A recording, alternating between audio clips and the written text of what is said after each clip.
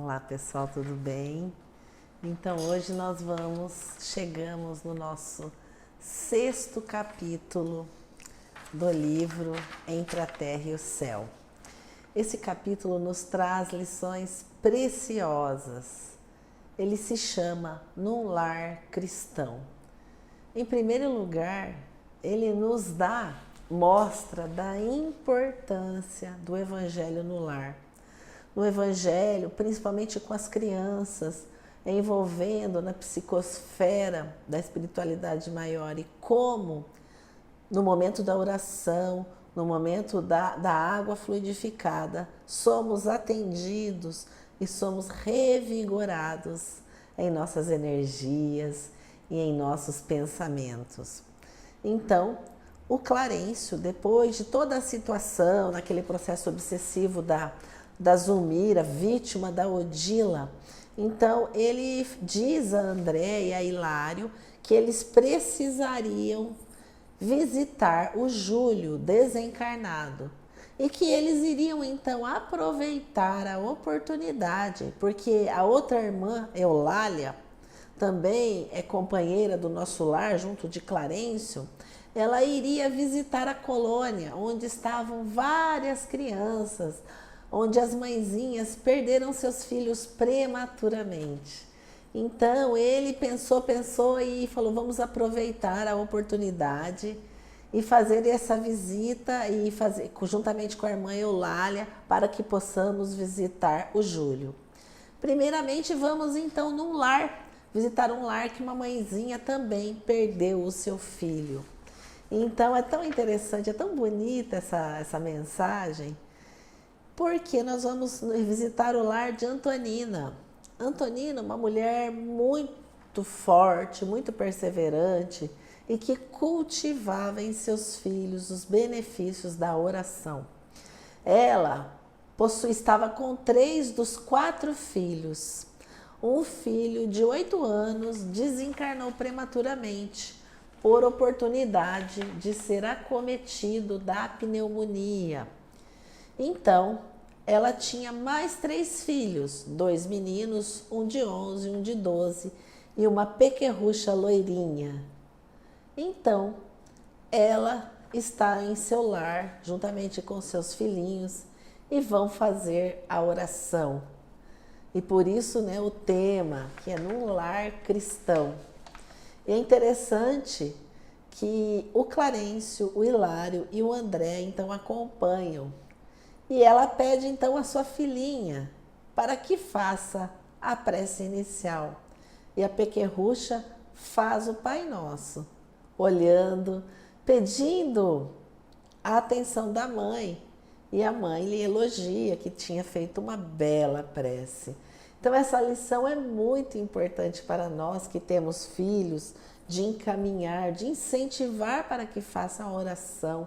Como é importante deixar esse legado aos nossos filhos da fé, da oração, da perseverança e da coragem de enfrentar todas as dificuldades.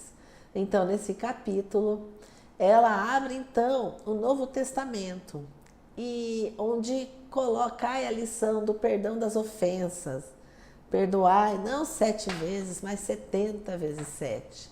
Então, ela começa a conversar com as crianças, lê a lição, pede para que um dos meninos abra o Evangelho, o de 11 anos, o outro de 12 anos, fica ouvindo os comentários.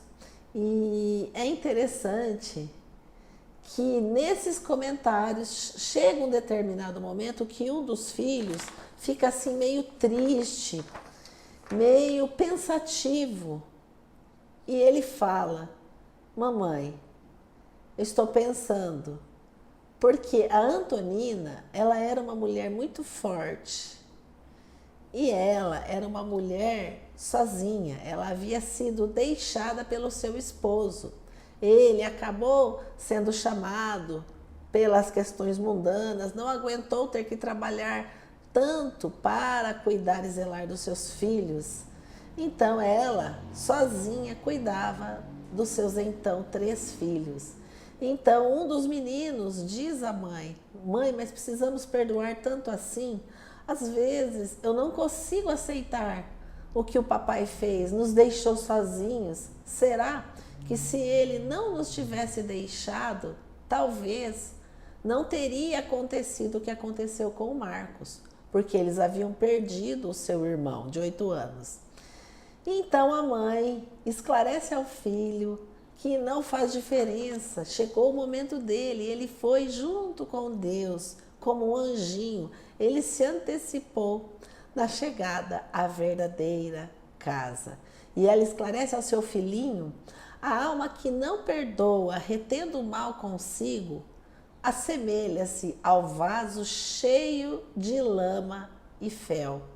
Não é coração que possa reconfortar o nosso, não é alguém capaz de ajudar-nos a vencer nas dificuldades da vida.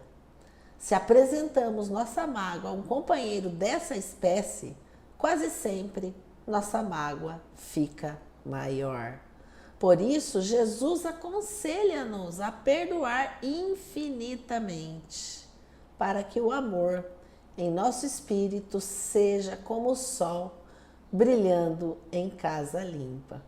E ela então coloca várias lições para ele na escola, no dia a dia, das dificuldades que sempre precisamos perdoar. E que o pai não poderia nutrir aquele sentimento com o pai, porque ele havia dado a vida. Como condená-lo se não sabemos tudo o que lhe aconteceu? Disse Antonina. Seria realmente melhor para o nosso bem-estar se ele estivesse conosco, mas se devemos suportar a ausência dele, que os nossos melhores pensamentos o acompanhem. Vejam que lição belíssima que Antonina então dá aos seus filhos sobre a importância do perdão. Com tantas dificuldades, com tanta dor. Então ela passa a fazer as lições. E nesse capítulo tem um senhor, um velhinho, que está no canto, ouvindo a lição, ouvindo o evangelho e acompanhando. E em determinado momento, então o menino fala: mamãe, mas eu tenho saudade do Marcos, poderia não ter acontecido o que aconteceu com ele. E ela, com o coração chorando, enxuga rapidamente a lágrima e responde ao filho que estava tudo bem, que ele devia perdoar, e que eles juntos deveriam prosseguir na jornada do amor, do perdão e da fé. Então nós terminamos esse capítulo com uma lição belíssima, sobretudo com duas questões. A primeira, que a espiritualidade amiga se aproveita, eles planejam excursões para determinados lugares, então eles usam da lógica para juntos planejarem situações. Em segundo lugar, que um lar fundado na oração, no apelo cristão, na prece cotidiana, ele é abençoado, porque quando eles ingerem a água, o Clarencio, juntamente com o Hilário, fluidificam a água para que eles então tomem toda aquela água com o medicamento necessário magnetizada. Então vejam que lição maravilhosa. Leiam o capítulo porque vale a pena.